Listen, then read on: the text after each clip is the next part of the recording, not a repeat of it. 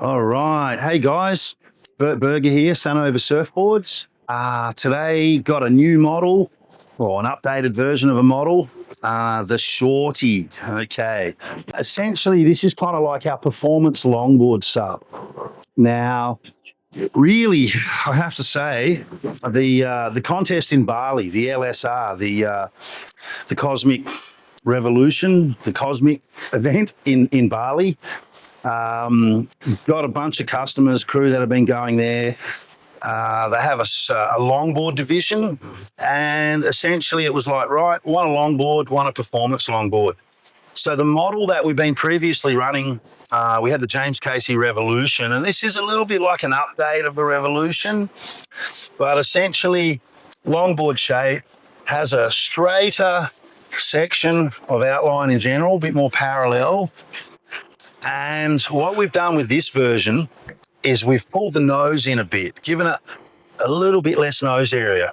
So it turns out when guys were sort of coming off the top, they were bringing the board around, coming back down, sort of just catching that front end. So the idea was to just bring the nose in so you're not sort of catching that front rail.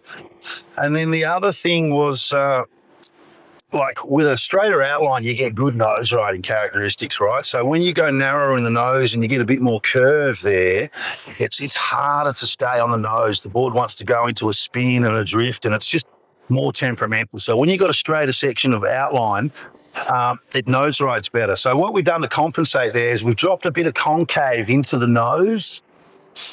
And so with that concave there in the nose, here's the face of the wave.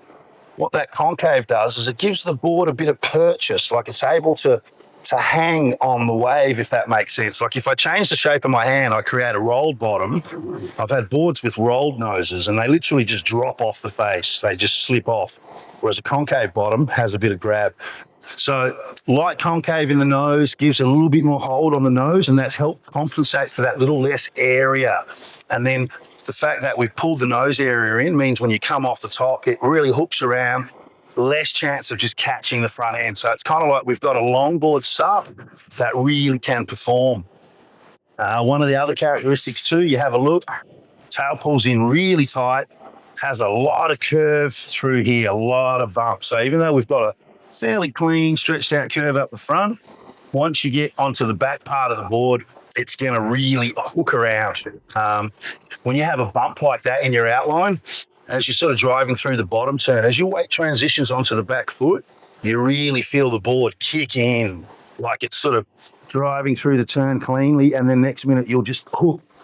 So you good approach to the lip, nice tight tail, lots of back foot, you can really jam it in. Now, the other interesting feature with this board is it's really thin all the way through, right? Really nice wafer thin rails, like virtually, I mean, I pick it up. I mean, I felt surfboards way thicker than this. Just feels so nice and refined in your hands. Now, the thing is, when you're doing longboarding, right, and you're nose riding, ideally you want the entire inside rail to be engaged and in the face of the wave.